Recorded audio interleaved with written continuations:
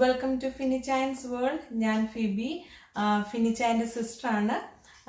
First of all, എല്ലാവർക്കും a big thank you for supporting us.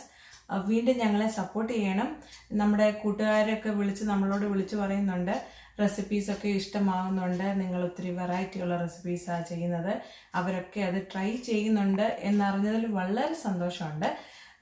ഇന്ന് ഞാൻ ഉണ്ടാക്കാൻ പോകുന്നത് ഒരു യെല്ലോ റൈസ് ആണ്. അത് ഈ കർണാടക സ്ഥലത്തൊക്കെ ഉണ്ടാക്കുന്ന ഒരു ടൈപ്പ് ഓഫ് റൈസ് ആണ്. നമ്മൾ ചിക്കൻ ബിരിയാണി ഉണ്ടാക്കുന്നത് കണ്ടു, ഫ്രൈഡ് റൈസ് ഉണ്ടാക്കുന്നത് കണ്ടു. അപ്പോൾ ഒരു വെറൈറ്റി ആയിട്ട് ഒരു യെല്ലോ റൈസ് എങ്ങനെയാണ് ഉണ്ടാക്കുന്നതെന്ന് നമുക്ക് നോക്കാം. അത് നിങ്ങൾ ഇഷ്ടപ്പെട്ട എല്ലാവരും ട്രൈ ചെയ്യണം. അപ്പോൾ നമുക്കത് എങ്ങനെയാണ് ഉണ്ടാക്കുന്നതെന്ന് നോക്കാം. റെഡിയല്ലേ?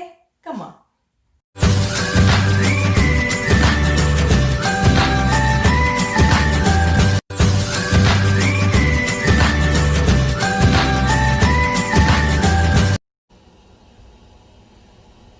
ഇന്ന് നമ്മൾ യെല്ലോ റൈസ് ഉണ്ടാക്കാൻ പോകുന്നത്. അതിനാവശ്യമായിട്ടുള്ള സാധനങ്ങൾ നമുക്കൊരു 1 ടേബിൾ സ്പൂൺ ഓയിൽ ഒഴിച്ചു കൊടുക്കാം.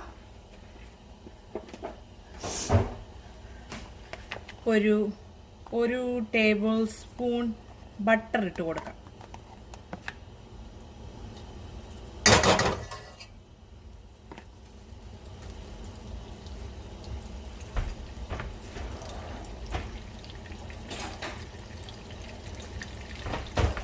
ഈ ബട്ടർ ഒന്ന് ഉരുകി വരുമ്പോൾ നമുക്കിതിലേക്ക് സവോള ചെറുതായിട്ട് അരിഞ്ഞിരിക്കുന്നത് ചേർത്ത് കൊടുക്കാം.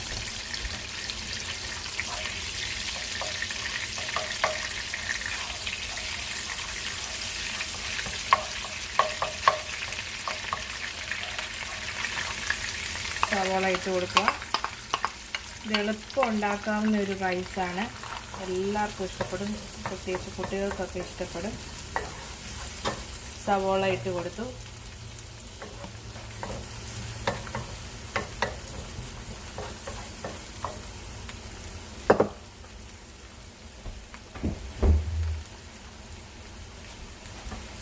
അതിൻ്റെ കൂടെ ഒരു 3 പച്ചമുളക് ചെറുതായിട്ട് അരിഞ്ഞത് ഇട്ട് കൊടുക്കുക.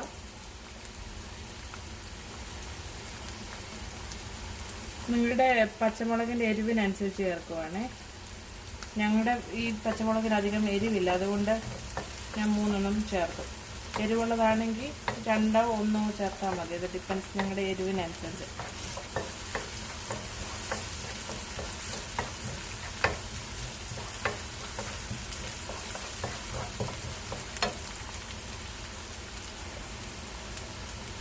ഇനി ഇതിലേക്ക് നമുക്ക്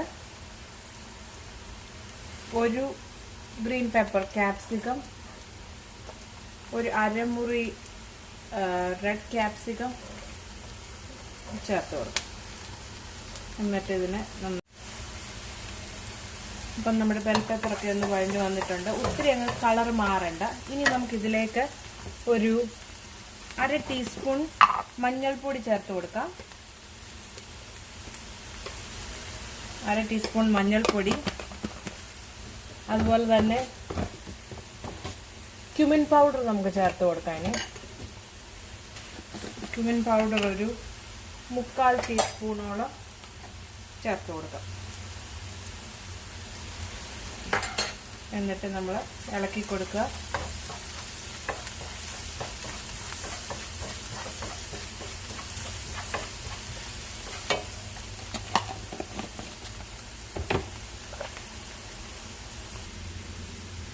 ഇനി നമുക്കിതിലേക്ക് ഞാൻ 2 കപ്പാണ് ബസ്മതി റൈസ് എടുത്തേക്കുന്നത്. അത് സോക്ക് ചെയ്ത് ഒരു അരമണിക്കൂറോളം ഞാൻ എടുത്ത് വെച്ചിട്ടുണ്ടായിരുന്നു. അത് ഇതിലേക്ക് ചേർത്ത് കൊടുക്കുക.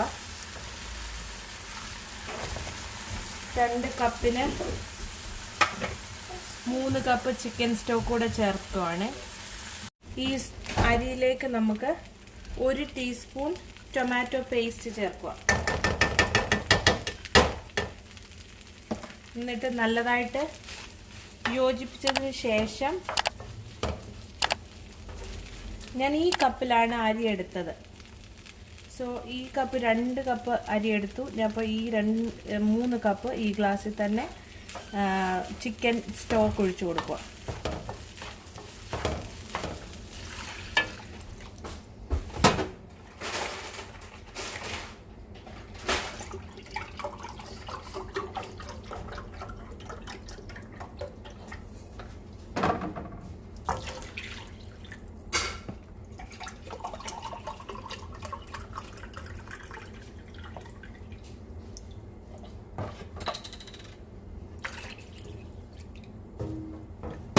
എന്നിട്ട് നമുക്കിതൊന്ന് അടച്ച് വെച്ച് ഇതിനെ വേവിക്കാം. ഇടയ്ക്കൊന്ന് ഇളക്കി കൊടുക്കണം.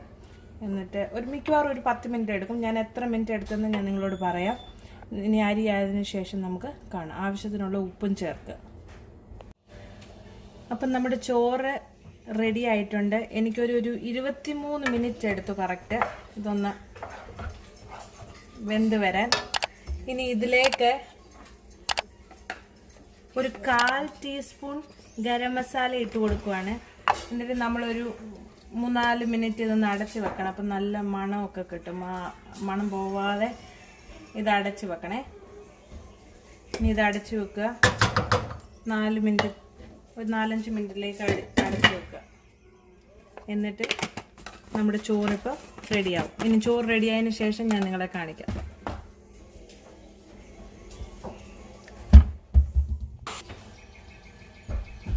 അപ്പം നമുക്കിനി ഇത് ഇളക്കി കൊടുക്കാം. നമ്മുടെ ചോറ് റെഡി ആയിട്ടുണ്ട്. നിങ്ങളെല്ലാവരും ഇത് ട്രൈ ചെയ്യണം. നിങ്ങളുടെ അഭിപ്രായങ്ങൾ ഞങ്ങളെ അറിയിക്കണം. Thank you.